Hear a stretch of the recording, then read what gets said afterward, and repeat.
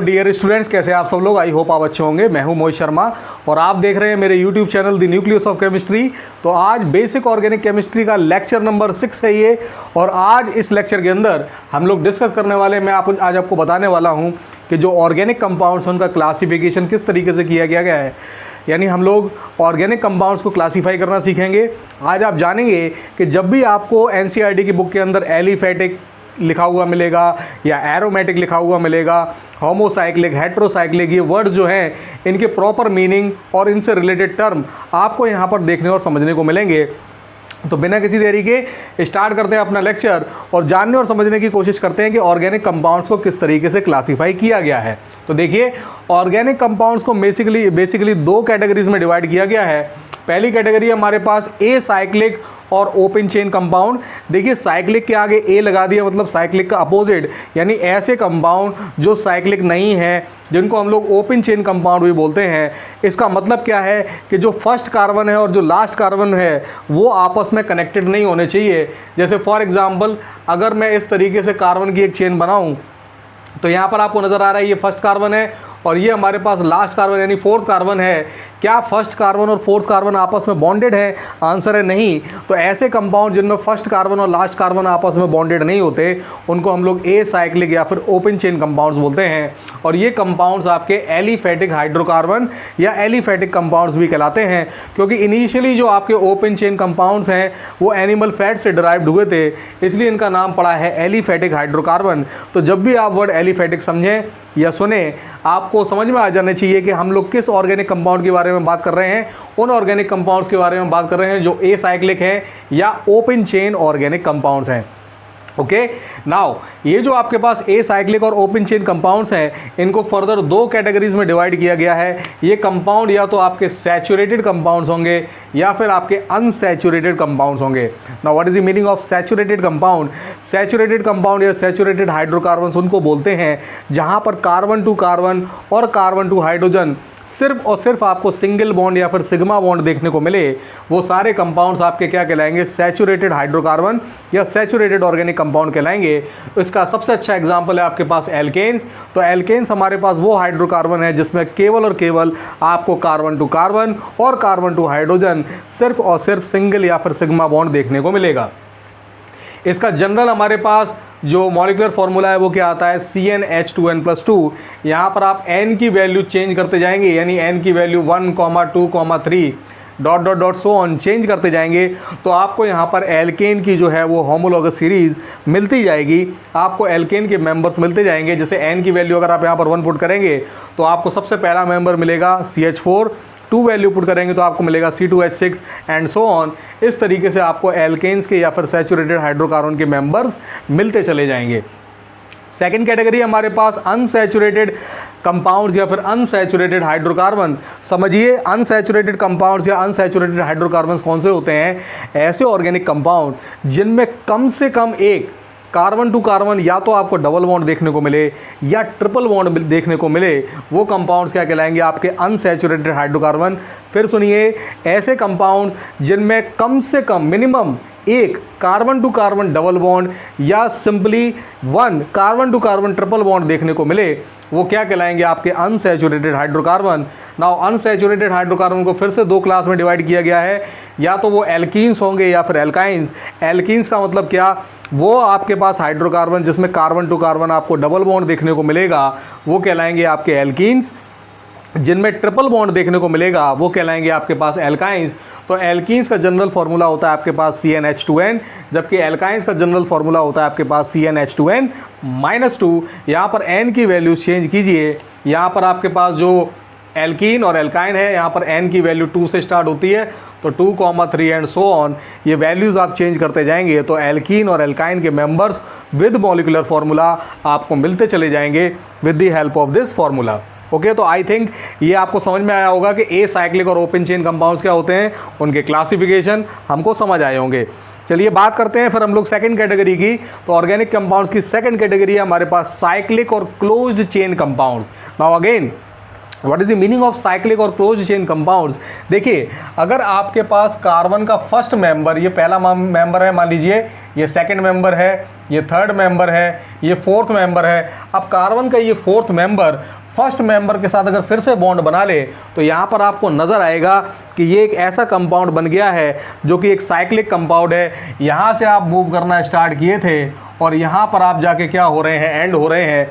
यानी यहाँ पर मूवमेंट जो है आपका एक कार्बन से स्टार्ट होके और लास्ट कार्बन की तरफ जा रहा है। यहाँ पर आपका फर्स्ट कार्बन और लास्ट कार्बन आपस में कैसे हैं, कनेक्टेड हैं। तो ऐसे जो कार्बन कंपाउंड्स होते हैं जिसमें फर्स्ट कार्बन और लास्ट कार्बन आपस में कनेक्टेड होते हैं, उनको हम लोग साइक्लिक या फिर क्लोज्ड चेन कंपाउंड्स बोला करते हैं। अब ये साइक्लिक और क्लोज चेन कंपाउंड्स फिर से दो कैटेगरीज में डिवाइडेड हैं। या तो आप इनको बोलेंगे एलिसाइक्लिक या फिर बोलेंगे aromatic. Now what is the meaning of alicyclic? Cyclic का तो मतलब आप समझ ही चुके हैं। एली का मतलब हो गया एलिफेटिक, यानी ऐसे साइक्लिक कंपाउंड जो एलिफेटिक ओपन चेन कंपाउंड से डिराइव्ड हैं, वो क्या कहलाएंगे, आपके एलिसाइक्लिक कंपाउंड। जैसे फॉर एग्जांपल यहाँ पर आपको नजर आ रहा है कि ये जो 4 कार्बन हैं इनको मैंने आपस में कनेक्ट किया था। 4 कार्बन का आपके पास एल्केन क्या होता है, ब्यूटेन। और अगर आप उसी का साइक्लिक कंपाउंड बना दें तो वो बन जाएगा आपका साइक्लोब्यूटेन। यानी ये जो आपके पास कंपाउंड है इसको साइक्लोब्यूटेन के नाम से जाना जाएगा। यहाँ पर आप इस तरीके से स्क्वायर ब्रैकेट बना देंगे तो ये साइक्लोब्यूटेन को रिप्रेजेंट करता है। यहाँ पर हर एक पॉइंट पर आपके कार्बन है और हर एक कार्बन 2 हाइड्रोजन्स के साथ में क्या है, कनेक्टेड है। तो यहाँ पर आपके पास ये जो कंपाउंड बन के आया है ये साइक्लिक तो है, साइक्लिक के साथ साथ इसको और क्या बोलेंगे, ये एलिसाइक्लिक है। यानी एक ऐसा साइक्लिक कंपाउंड है जो कि एलिफेटिक हाइड्रोकार्बन से डिराइव्ड है। ओके नाउ अब ये जो एलिफेटिक आपके पास साइक्लिक कंपाउंड्स हैं या एलिसाइक्लिक कंपाउंड्स हैं, they are further classified into 2 categories. ये या तो आपके होमोसाइक्लिक होंगे, होमो का मतलब होता है सेम और साइक्लिक का मतलब तो आपको पता लग ही चुका है, या फिर इनको बोलेंगे कार्बोसाइक्लिक। ना होमोसाइक्लिक और कार्बोसाइक्लिक का मतलब क्या है, एक ऐसा साइक्लिक कंपाउंड जिसमें सारे के सारे जो एटम्स हैं वो सिर्फ और सिर्फ कार्बन हो, जो साइक्लिक रिंग बनाने में पार्टिसिपेट कर रहे हैं, उन कंपाउंड्स को हम लोग क्या बोलेंगे, होमोसाइक्लिक या फिर कार्बोसाइक्लिक। यानी साइक्लिक ऐसे साइक्लिक कंपाउंड जिनमें आपके केवल और केवल कार्बन आपस में बॉन्ड बना के साइकिल जनरेट कर रहे हो, साइक्लिक रिंग जनरेट कर रहे हो, वो कंपाउंड्स क्या कहलाएंगे, आपके होमोसाइक्लिक या फिर कार्बोसाइक्लिक कंपाउंड। जैसे ये ट्राइंगल शेप अगर बनाते हैं इसको बोलते हैं साइक्लोप्रोपेन।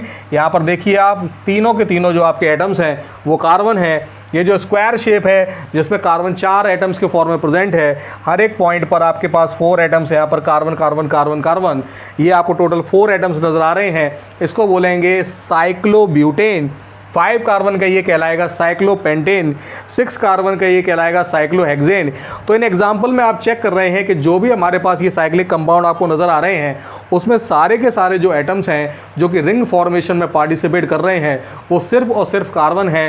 कार्बन को छोड़कर बाकी कोई दूसरा एलिमेंट यहाँ पर पार्टिसिपेट नहीं कर रहा। तो ये ऐसे एलिफेटिक साइक्लिक कंपाउंड है या एलिसाइक्लिक कंपाउंड है जिनमें सिर्फ और सिर्फ सेम तरीके के एटम्स या कार्बन एटम्स आपके पार्टिसिपेट कर रहे हैं, इसलिए ऐसे कंपाउंड्स को हम लोग क्या बोलेंगे, होमोसाइक्लिक या फिर कार्बोसाइक्लिक कंपाउंड। अब अगला आता है हमारे पास हेट्रोसाइक्लिक। तो हेट्रो का मतलब ही होता है डिफरेंट, यानी ऐसे साइक्लिक कंपाउंड जिनमें कार्बन के साथ साथ कोई और दूसरा एलिमेंट भी पार्टिसिपेट कर जाए जो रिंग फॉर्मेशन में हिस्सा ले, तो वो साइक्लिक कंपाउंड क्या कहलाएंगे, आपके पास हेट्रोसाइक्लिक कंपाउंड। जैसे इसका सबसे अच्छा एग्जाम्पल है आपके पास जो कि एनसीईआरटी में दिया गया है THF, जिसको हम लोग बोलते हैं टेट्राहाइड्रोफ्यूरॉन। तो ये जो टेट्राहाइड्रोफ्यूरॉन है जिसमें आप चेक करेंगे तो ये वाले जो आपको जंक्शन पॉइंट नज़र आ रहे हैं तो कार्बन है, जबकि बीच में आपको एक ऑक्सीजन नज़र आ रहा है। यानी इस साइक्लिक कंपाउंड में कार्बन के साथ साथ एक आपको हेट्रो एटम यानी ऑक्सीजन भी नज़र आ रहा है, इसलिए ये जो आपके पास एलिफेटिक साइक्लिक कंपाउंड है इसको हम लोग हेट्रोसाइक्लिक बोलेंगे, क्योंकि सिर्फ और सिर्फ कार्बन एटम ही पार्टिसिपेट नहीं कर रहे, कार्बन के साथ साथ एक हेट्रो एटम यानी ऑक्सीजन भी यहाँ पर आपको दिखाई दे रहा है।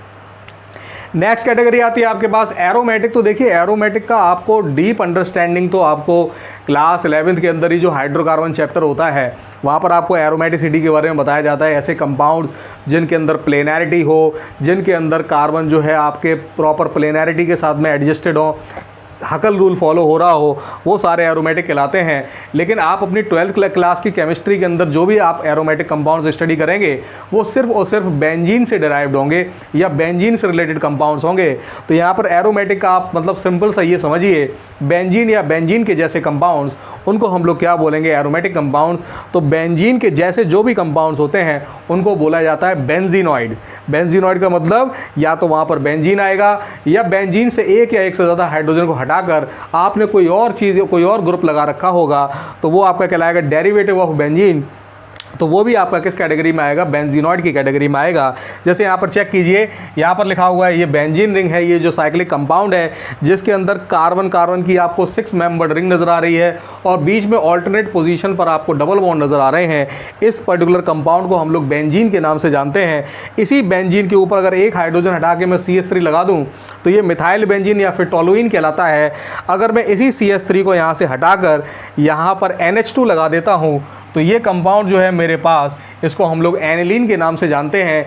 ये सारे ही कंपाउंड्स एरोमेटिक की कैटेगरी में आएंगे, यानी लेकिन ये सारे कंपाउंड्स में एक चीज़ कॉमन है कि आपको एक जो साइक्लिक रिंग दिखाई दे रही है वो बेंजीन या बेंजीन के जैसी रिंग है।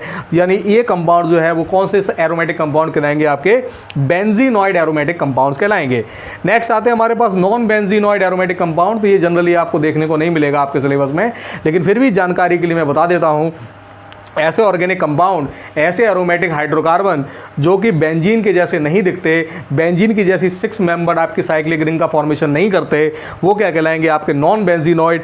जैसे यहाँ पर आपको एक एग्जांपल दिखाया गया है ट्रोपोन। तो ये ट्रोपोन जो आपके पास एग्जांपल है, यहाँ पर अगर आप चेक करेंगे ये जो रिंग बनी हुई है ये साइक्लिक 6 मेंबर्ड रिंग नहीं है। तो ये जो आपके पास कंपाउंड है जो कि बेंजीन के जैसा नहीं दिख रहा लेकिन फिर भी इसके अंदर एरोमेटिसिटी है, ये एरोमेटिक है, तो ये कंपाउंड आपके कैसे कहलाएंगे, नॉन बेंजीनॉइड एरोमेटिक कंपाउंड कहलाएंगे। तो आई थिंक आज जो हम लोगों ने ऑर्गेनिक कंपाउंड्स का क्लासिफिकेशन समझा वो आपको समझ आया होगा। आज आपको पता लग गया होगा कि जब भी आपको एलिफेटिक हाइड्रोकार्बन बोला जाए, एरोमेटिक हाइड्रोकार्बन बोला जाए, एल्केन्स, एल्कीन्स, एल्काइंस बोले जाएं, सैचुरेटेड हाइड्रोकार्बन, अनसैचुरेटेड हाइड्रोकार्बन बोला जाए, तो आपके दिमाग में आ जाना चाहिए कि यहाँ पर क्या बात की जा रही है। अनसैचुरेटेड कंपाउंड्स का मतलब क्या है कि वहाँ पर सिंगल बॉन्ड के साथ साथ डबल या ट्रिपल बॉन्ड भी प्रेजेंट होंगे, यानी सिग्मा बॉन्ड के साथ साथ पाई बॉन्ड्स भी होंगे, वो आपके अनसैचुरेटेड कहलाएंगे। सिमिलरली होमोसाइक्लिक, हेट्रोसाइक्लिक और आपके एलिसाइक्लिक में जो भी आपने कंपाउंड्स पढ़े, फिर आपने एरोमेटिक पढ़े जिसमें आपने बेंजीनॉइड और नॉन बेंजीनॉइड के बारे में पढ़ा, ये सब क्लासिफिकेशन आपको बहुत ही अच्छी तरीके से क्लियर हो गया होगा। फिर भी अगर किसी पॉइंट के रिगार्डिंग, किसी क्लासिफिकेशन के रिगार्डिंग कोई डाउट रहता है तो मुझे कमेंट सेक्शन में ज़रूर बताइए, मैं आपके उस डाउट को डेफिनेटली क्लियर करने की कोशिश करूँगा। इस सीरीज़ के साथ बने रहिए, सपोर्ट कीजिए, एंजॉय करिए। Thank you very much.